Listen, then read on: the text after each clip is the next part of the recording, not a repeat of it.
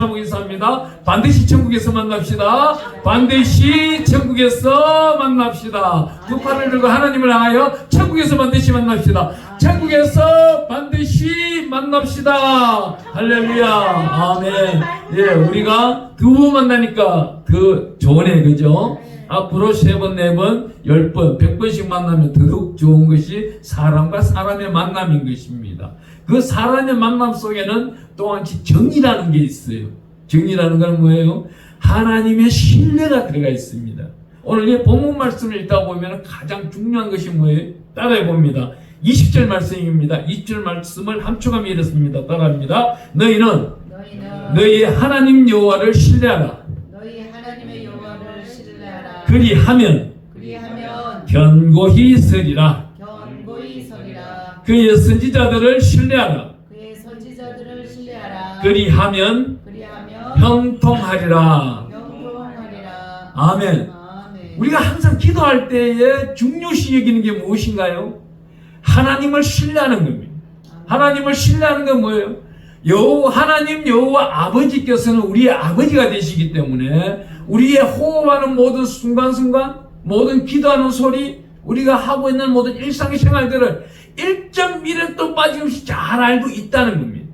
그 잘 알고 있는 속에서 우리가 하나님 여호와 아버지를 신뢰하게 되면은 우리는 견고히 서리라 그럽니다.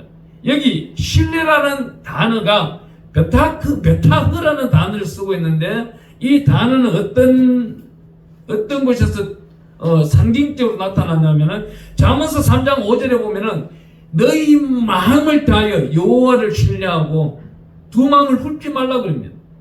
오로지 한 마음만 가지고 하나님을 신뢰할 때에 견고히 서리라는 겁니다. 이 견고히 서는 데 있어 가지고 부족한 것은 무엇일까요? 딱 한 가지예요. 우리가 십계명을 공부하면은 나 외에 다른 신에게 절하지 말라. 우상의 이름을 찾지 말고 행상도 만지지 말라. 그들을 따르지도 말라. 절하지도 말라. 우상을 따라가지 아니할 때에 하나님을 신뢰하는 자에게 견고히 서리라. 이 말씀은 뭐예요? 천국까지 데려가겠다는 겁니다. 영생무궁토록 내 자녀로 살아가겠다는 겁니다. 오늘날 우리에게 우상은 어떤 것이 있을까요? 돈이요. 돈, 물질도 우산이지만 그거는 뭐 휴대폰도 우산인 거예요. 이 휴대폰, 저는요 모든 예배 때마다 휴대폰 다 끄라고 그래요. 왜 휴대폰이 필요해요? 휴대폰 속에 성경책, 성경을 다운받아서 그걸 보고 있어요. 두 가지 죄를 짓고 있는 거예요. 이 휴대폰은요 정말 요물과 같은 거예요. 우리가 정보시대 하다 보니 가지고 다니는 것인데 우리 하나님이 창조할 때는 아마 오늘날 이 저파의 시기를 우리 예수님은 오셔서 알고 계시는 거예요. 우리 예수님은 마태복음 10장을 읽다 보면 니네가 끼에서 기도하는 소리가 지붕 위에서 전파할 것이라 그럽니다. 그런데 이 전파가 뭐예요? 생명을 전파하는 것인데 오늘날은 우리의 유익을 위해서만 살아가고 있는 이 스마트폰이 되어버린 겁니다. 이 우상인 거예요. 이 스마트폰을 1시간만 꺼 있으라 해도 그 끄라고 하는 사람을 잡아 죽이려고 해요. 원수 삼아버립니다. 이것이 잘못된 줄 알고 깨달을 때는 하나님은 신뢰, 여기서 나타난 베타흐라는 단어, 내가 너에게 아낌없이 주겠다는 거예요. 너가 나를 신뢰하느냐? 하나가 되느냐? 둘이 아닌 하나가 되느냐? 하나가 될 때 창조주 되신 하나님은 천하 만물뿐만 아닌 거예요. 우리가 남들보다 누리지 못하는 것, 갖지 못한 것을 하나님은 다 주실 수가 있어요. 우리는 이 성경 속에만 들어가 살다면은 영생무궁토록요 물질 있다는 건 아무 필요가 없어요. 오늘 여기 앉아 계시는 분들 중에는 많이 가진 자, 지갑 안에 많이 가져온 자들도 있을 거예요. 하지만 적게 가지고 온 자도 있어요. 그걸 누가 알고 계세요? 하나님이 다 알고 계시는 겁니다. 하나님은 이 물질 문제를 가지고 따지진 않습니다. 근데 마태복음 6장 24절에 가보면은 하나님과 재물을 겸하여 섬길 수 없다. 우리 예수님은 정말 공격성 있는 말씀을 하고 있는 거예요. 지상 명령을 내리고 있는 겁니다. 두 주일을 섬기지 말라 그럽니다. 그런데 우리는 어떻게 해요? 이 예배 가운데서도 염려를 싣고 온다는 겁니다. 이 염려를 가지고 왔으면은 하나님께 고하는 방법은 뭐예요? 낱낱이 하나도 빠짐없이 고하는 거예요. 우리 예수님이 그랬잖아요. 이 십자가의 잔이 우리 예수님께 주어졌는 잔이지만 하나님이요, 이 잔이 지나갈 수 있다면 지나가게 하세요. 우리 예수님이 때에 반드시 십자가에 우리 예수님은 올라가셔야 되는 분이에요. 그렇지만도 예수님 또한 역시 앞날을 예견하고 앞날에 다가오는 날들, 사람들이 자기에게 핍박하는 것, 모든 환난과 혼란, 이 모든 걸 극복해 나가는 데 있어가지고 하나님에게 간구하는 겁니다. 여기 지나가라는 이 단어 속에서 숨어있는 게 뭐예요? 하나님이 지나가지 못할 것 같으면 이걸 견뎌낼 수 있는 힘을 저에게 주시옵소서. 이와 같이 모든 성도들이 교회에 와서 기도할 때 하나님이 내 안에 이런 큰 염려가 있습니다. 근심이 있습니다. 내 부모가, 내 형제가 예수를 믿지 않습니다. 이 모든 것을 고할 줄 알아야 되는데 원수 여겨버리는 세상이 되어버렸다는 겁니다. 이것을 하나님 앞에 반드시 고할 때 하나님은 그때부터 10편 56편 8절 말씀처럼 주의 책에 기록하기 시작하는 거예요. 우리에게는 성경책이 있듯이 우리 인생길 책이 한 것이 다 있는 겁니다. 오늘 아침에 눈을 떠서 첫 마디가 무엇일까요? 우리 주님을 찾고 우리 주님이 그 속에 있는 정말 하나의 뿐인 보혜사 성령으로 인하여 예수 그리스도의 능력으로 신실하고 진실하고 거룩하신 여호와 야훼 하나님을 찾았다면은 그분은 반드시 구원받은 사람이에요.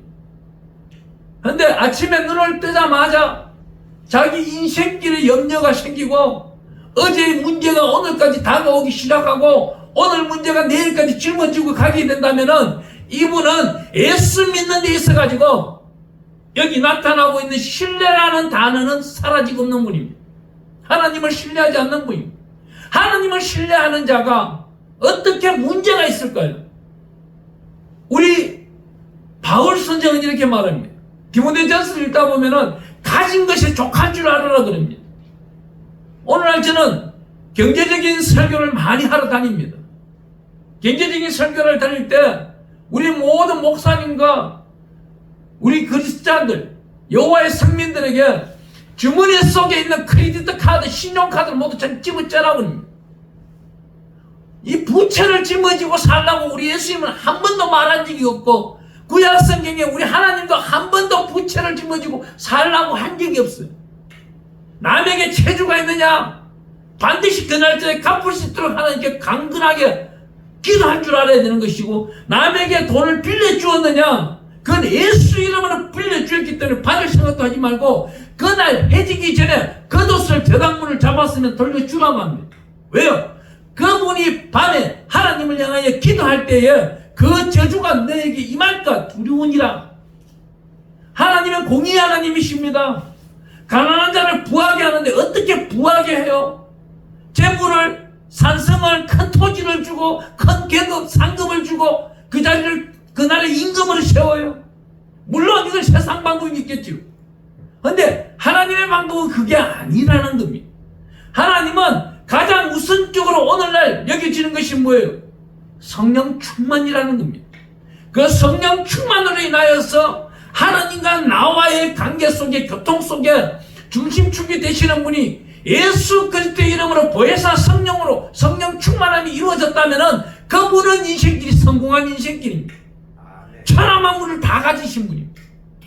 그렇지 아니하고 성령은 멀리해버리고 자기가 서울대 나오고 어느 고등학문을 가지고 그 학문이 주장이 되어버린다면은 그분은 목사님이 아닌 교회 안에 장로님이든 어떤 직분을 가진 자이든 그 인생은 실패한 인생길이라는 거예요. 교회 안에 우리 예수님의 12제자를 한번 살펴보세요. 어부가 4명입니다. 물론 의학 박사 누가도 있습니다. 쉐리쟁이 마태도 있습니다. 그렇지만 잘 배운 사람이 있고 못 배운 사람도 있지만도 나중 우리 예수님이 우리를 사랑하시는데 얼마나 사랑하십니까? 요한복음 13장 1절에 가보면은 끝까지 사랑하신다 그럽니다. 마태복음 19장에 가보면은 어떻게 말해요? 끝까지 견디는 자가 구원에 이른다는 겁니다. 이 말씀은 이 꼴인 거예요. 우리가 예수를 믿고 나가는데 우리 목숨을 다하고 뜻을 다하여 하나님께 진정과 신령으로 영광 드리는 자들은 나라에 충성하는데 이 땅에서도 충성하는 건 마태복음 6장 33절 말씀처럼 너희는 먼저 그의 나라와 그의 의를 구하라는 겁니다. 어떻게? 하나님과의 본체가 되라는 겁니다. 로마서 1장 3절 4절에 가보면 3절은 그리스도의 신성을 나타내고 있고 4절에는 그리스도의 인격을 나타내고 있는데 우리 자체 속에 우리 심령 가운데 정말 우리 예수 그리스도의 성령이 보혜사 성령이 가득 차서 성령 충만한 자는 오늘 여기 나타나고 있는 그의 선지자들을 신뢰하라. 그리하면 형통하리라. 여기서 나타나고 있는 선지자는요 가장 우선순위 큰 제사장은 누구예요? 예수님이십니다. 이 예수님을 신뢰하는 자들은 무리를 걸을 수도 있는 것이고 이 땅의 천하 만물을 영적으로 다스릴 수 있는데 우리 예수님이 우리에게는 하시는 말씀은 그 믿음, 계절씨만한 믿음만 있어도 큰 산을 때려 바다에 옮길 수 있다는 능력을 주신다는 겁니다. 이걸 육적으로 풀이할 것이 아니고 영적인 능력의 권능이 있는 것입니다. 오늘 여기 본문 말씀은 하나님의 특별하신 은혜 가운데 여호사밧과 아람 전쟁에 관련된 사건입니다. 아람이 여호사밧의 나라에 쳐들어온 겁니다. 그런데 여호사밧은 특별한 군대도 없어요. 아람은 오늘날 우리 드라마에 잘 나타나고 있는 고려와 거란 전쟁과 똑같은 겁니다. 거란이 군대가 40만 명 특수 병력들이 내려오면은 그 당시 고려 군대는 농민들 오합지졸 군대 30만 명이었어요. 이러한 군대가 붙으면 어떻게 되겠어요? 하나님이 역사를 나타낸다면 거란 군대는 필요 없는 겁니다. 그와 같이 여기 아람 군대는 자기네들이 총칼 한번 써보지도 못하고 패해버리게 되는 겁니다. 어떤 방법으로 패해요? 하나님이 이렇게 말해버립니다. 오늘 본문 말씀 역대하 20장 21절 말씀 우리 한번 읽어보겠습니다. 전쟁 방법이 하나 나와 있네요. 백성과 더불어 언언하고 노래하는 자들을 택하여 거룩한 예복을 입히고 군대 앞에서 행진하며 여호와를 찬송하여 이르기를 여호와께 감사하시되 그의 인자심이 영원하도다 하게 하였더니 여호와의 인자심, 우리가 여기서 나타나고 있는 여호와의 인자심은요 출애굽기 33장 17절 말씀에 은혜 받을 자에게 은혜를 베풀고 긍휼을 베풀 자에게 긍휼을 베풀어준다는 그 말씀이 적용이 되는데 우리가 여호와의 은혜 속에서 살아가는 사람들은 제가 늘 말씀드립니다. 대한민국 땅에 왜 자꾸 전쟁이 일어나고 염려를 해요? 염려할 필요가 없어요.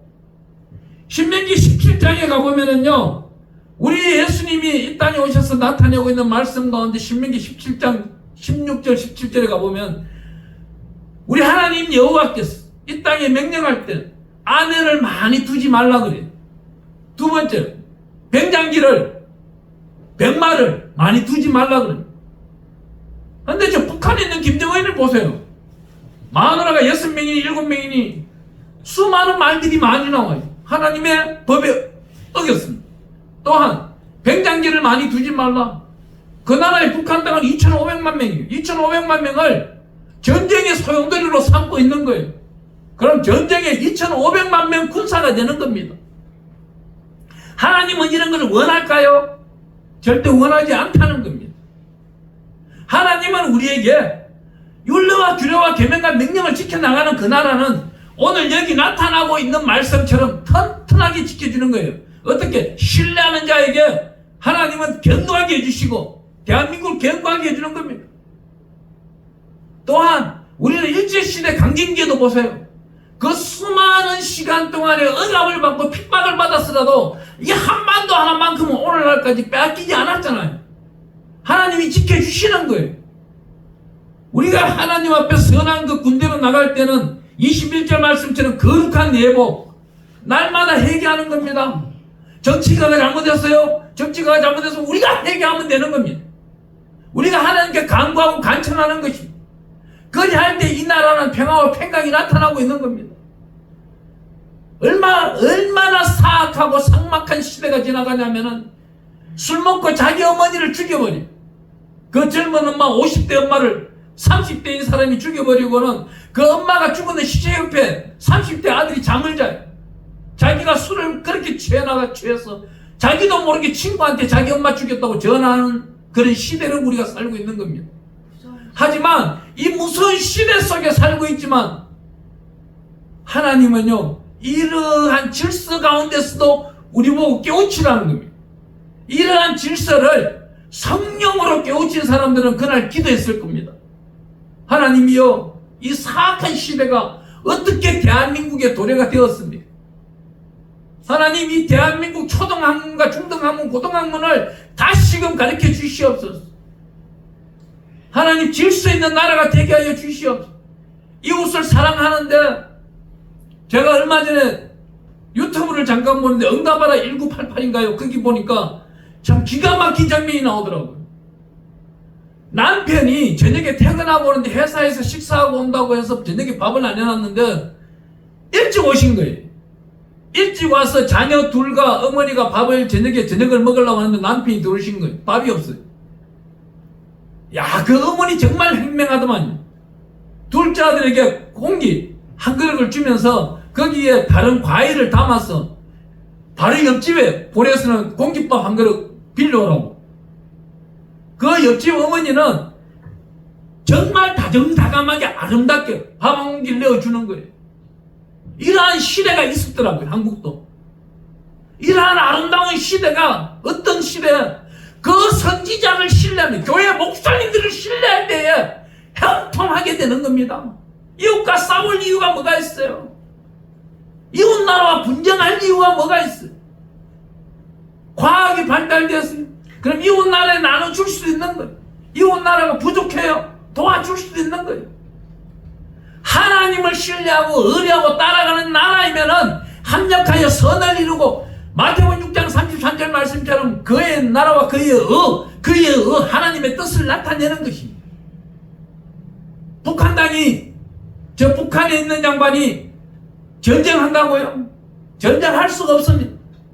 이 땅은 정말 특이하게도 전쟁할 수 없는 구조가, 하나님은 대한민국을 너무나도 사랑하사 1992년도에 중국과의 경제 교류가 열릴 때에, 90년이군요. 1990년도에 경제 교류가 열릴 때에 중국 사람 200만 명이 한국에 들어오도록 살도록 만들어버렸어요. 중국 사람이 한 명도 없어야 남북 전쟁이 일어나는 거예요. 중국 사람 한족이 대한민국 땅에 지금 약 40만 명 이상이 들어와 있어요.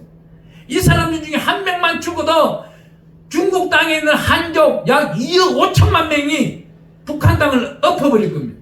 중국의 민족성은 그렇습니다. 한국은 어마어마하게 복받은 나라예요. 두려움에 뗄 필요가 없는 거예요. 두려움에 떼고 있는 국민들은 교회로 달려오면 되는 겁니다. 특히 임마누엘 교회로 달려오면 되는 거예요. 우리 담임 목사님이 얼마나 성경적으로, 성경 속에서 말씀을 가리킵니까? 이번 저희들 송추반석기도원에서 집회 성회를 할 때도 우리 목사님 설교에 제가 은혜를 받았어요. 하나님의 은혜인 겁니다. 오늘날 이 마지막 시대는요, 성도들이 가장 축복받는 거는 로또 먹은 1등 당첨되는 그건 세상적인 이야기고요. 이분이 천국 가기 위해서는 담임 목사님을 잘 만나는 겁니다. 담임 목사님을 잘 만났으면 그만큼 행통한 게 없는 거예요. 평강이 이루어지는 겁니다. 그 담임 목사님을 필두로 하여 이 지경 속에 죽어가는 영혼들, 믿지 않는 영혼들이 우리 예수를 전가하고 복음을 나타내고 성령을 나눠주며 성령의 열매 속에서 살아갈 때에 얼마나 아름다운 일들이 있을까요? 하나님은 특별히 오늘 이렇게 말합니다. 두 번째로 22절 말씀을 우리가 읽어보겠습니다. 22절 말씀을 읽어보면 그 노래와 찬송이 시작될 때에 여호와께서 복병을 띄워 유다를 치러온 암몬 자손과 모압과 세일산 주민들을 치게 하심으로 그들이 패하였으니, 이 전쟁 여러분들이 들어보니까 좀 나타나는 전쟁 아닌가요? 사무엘 하를 읽다 보면은 다윗이 그럽니다. 다윗이 기도하는데 하나님이여 저 블레셋과 싸워야 되는데 어떻게 하면 되겠습니까? 너희들이 복병을 포도나무 위에 숨겨둬라. 포도밭에서 걷는 소리가 나거든. 공격해라. 또한 역시 하나님은 여기서 나타나고 있는 이 말씀은 여호수아 6장 2절에서 5절 사이에 보면 여리고성을 무너뜨리는 그 방법이 연상이 됩니다. 하나님은 우리 보고요, 니네가 직접 총칼 안 쏴도 되도록 만드는 거예요. 여기서 나타나고 있는 복병이라는 이 단어 원어는 의기투합이 아니고 나누어지는 편가르기를 말하고 있는 겁니다. 이 편가르기는 어때요? 여기에서 암몬 자손과 여기 나타나고 있는 모압이 있는 사람들이 자기네가 적군인 줄 알고 싸우고 있는 거예요. 하나님의 특별하신 말씀 가운데서 우리가 읽다 보면은 또 어마어마한 말씀들이 있습니다. 열왕기 하 7장인가 가보면은요, 엘리사 시대에 사마리아 성에 아람 군대가 쳐들어와서 포위했을 때에 어떤 일이 있어요? 이들에게 나병 환자 4명이 가는 그 소리를 연합 군대의 소리로 만들어 부는 분이 하나님이신 거예요. 이 아람 군대가 병장비와 먹을 것 모든 금은을 두고 도망가기 바쁜 거예요. 하나님이 이만한 기적을 나타내는 거예요. ICBM 아무리 쏘라봐서요, 저것이 한국에 도착할까요? 우리가 기도하는 이 땅에는 도착하지 않는다는 겁니다. 하나님의 역사가 나타나고 있는 겁니다. 왜 이스라엘과 하마스 전쟁이 일어났을까요? 딱 한 가지인 겁니다. 복음을 배척해버리고 하나님의 질서 속에 살지 아니하는 이스라엘이 타락하는 모습을 보고는 옆에 염정되는 하마스를 둔 거예요. 저 하마스를 몰살시키고 수술해서 모든 것을 앙덩어리를 드러낸다고 하더라도 또 중동 전쟁은 없어지지 않는 겁니다. 왜 그런가요? 창세기 16장에 가보면 16절에 아브라함이 이스마엘을 놓습니다. 이스마엘을 놓는 그 모습을 보고 하나님은 올라가 버린 거예요. 천국으로 가버리신 거예요. 그런 다음에 17장 1절 약 13년 만에 내려오시는 거예요. 그 13년 만에 내려오시는 하나님이 아브라함 보고 내년에 이맘때에 아들이 있을 것이다. 저는 이 성경 속에서 답을 많이 찾습니다. 저 북한 정부가 언제까지 갈 수 있을는지. 우리가 읽다 보면은요, 다니엘서에 읽다 보면 한 왕이 나오는데 그 왕도 어리석은 왕이에요. 근데 그분의 나이가 40대, 43세, 정확한 나이는 모르겠어요. 근데 우리 성경에 보면은요, 패망하는 사람들의 나이가 보통 보면 43세, 47세 사이였어요. 이 땅에도 똑같습니다. 패망하는 나라의 군주들이 나이가 40대 초반에서 40대 중반을 못 넘기고 있다는 겁니다. 우리 당나라나 우리 나라의 역대사를 보더라도 패군 군주는 오래 살지 못합니다. 절대 오래 살지 못합니다. 왜? 하나님의 명령을 어겼기 때문에. 이번에 3대째 우리 성경대로 한다면은 그 3대 이상, 불의한 자는 3대 이상을 못 간다고 했는데 그 3대째 지금 이제 제왕적인 통치를 하는데 저 양반이 죽을 날짜가 며칠 안 남았다는 겁니다. 그리 할 때에 우리는요, 나라와 민족 복음화를 위해서 기도하는 이유가 바로 그것이고, 탈북민들은요, 부자 되는 기회가 한 번 있다는 거예요. 육적인 부장도 되지만 영적인 부자 되는 기회도 있는 겁니다. 그때가 언제예요? 이곳에서 남북의 복음의 통일이 일어나고 자유 통일이 일어났을 때 북한 땅을 가장 많이 아는 사람이 누구실까요? 이곳에서 날마다 기도하고 있는 탈북민들이에요. 탈북민들이 한국에서는 부자답게 살지를 못할지라도 이분들이 부자의 기득권 청들을 알았기 때문에 다시금 고향 땅에 가서도 부자로 살 수 있는 방법을 아는 거예요. 먼저는 뭐예요? 그 도시, 그 고향에 돌아가서 교회에 십자가를 세우는 것. 그 십자가를 세우는 곳에 하나님은 반드시 형통하게 해주실 것이고 견고하게 세워줄 것입니다. 오늘 여기 나타나고 있는 전쟁과 똑같은 거예요. 자기네들끼리 싸우게 만들어버리는 거예요. 자기네들끼리 싸우다가 어떻게 해요? 우리는 하나도 다치는 게 없는 거예요. 여기 나타납니다. 우리 20장 역대하 2장 23절 말씀 읽어보겠습니다. 곧 암몬과 모압 자손이 일어나 세일산 주민들을 쳐서 진멸하고 세일 주민들을 멸한 후에는 그들이 서로 쳐 죽였더라. 서로 쳐 죽이는 거예요. 평양에 보면은 요즘은 1승과 2승과 3승, 4승을 나눴다면서요. 4승에 사는 사람들은 벤트리 외곽지역이 오늘 우리 교회가 서울 중심 시청에서 보면은 한 4승 위치쯤 되네요. 그러면 4승 주민은 평양대 중심 가까운데 3승 안에 들어갈까요? 못 들어가요. 4승은 평양 외곽은 나갈지라도 3승, 2승, 1승을 못 들어가는 거예요. 3승에 사는 사람은 2승과 1승에는 못 들어가고 4승과 평양 외곽은 나갈 수 있는 것이고, 점점 평양과 평양 외곽과 나눠지는 바로 그 부분이 이 마지막 시대 전쟁 때에는 4승 사람과 3승 사람이 싸우게 되고 1승과 2승 사람이 3승과 4승 사람이 싸우게 되고 자기네들끼리 싸우게 되는 거예요. 그러다 보면 그 왕국을 세우는 사람은 패가망신을 당하는 것이겠죠. 하나님은 이런 역사를 나타내는데 어떻게 해요? 그 결정적인 단어를 24절에 나타나고 있습니다. 한번 읽어보겠습니다. 역대하 20장 24절입니다. 유다 사람이 멸망대에 이르러 그 무리를 본즉 땅에 엎드려진 시체들 뿐이요 한 사람도 피한 자가 없는지라. 도망한 자가 없는 거예요. 자기네들끼리 찌르고 자기네들이 총으로 쏘고 자기네들이 전쟁을 쳐버렸기 때문에 남한에 있는 군대가 북한 평양에 들어갔는데도 한 명도 다친 사람도 없는 거예요. 그 결과가 어디서 나와요? 여기 한번 보겠습니다.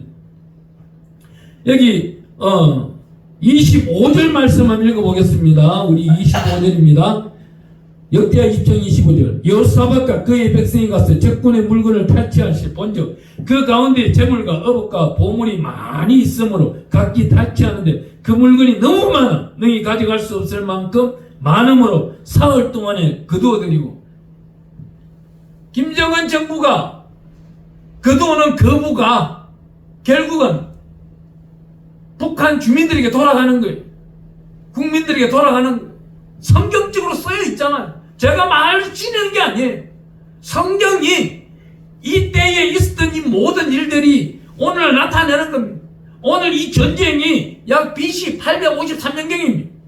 그러면 2853년, 약 2870년경에 일어났던 일들이 다시금 일어난다는 거예요. 이걸 믿는 자는, 여호와 하나님을 신뢰하는 자는 이 모든 모습들이 견고하게 이루어지는 것이고, 담임 목사님 말씀을 듣고 날마다 그 생명의 양식을 먹고 마시는 자들은 형통하게 되는 것입니다. 하나님은 오늘 우리에게 이렇게 말씀하십니다. 부자 되는 방법을 제가 오늘 말씀드릴게요. 다가오는 부활절이 언제인가요? 이번 3월 31일인 거예요. 우리 성경에 보면은 너희 장정들은 꼭 지켜라 하는 게 있습니다.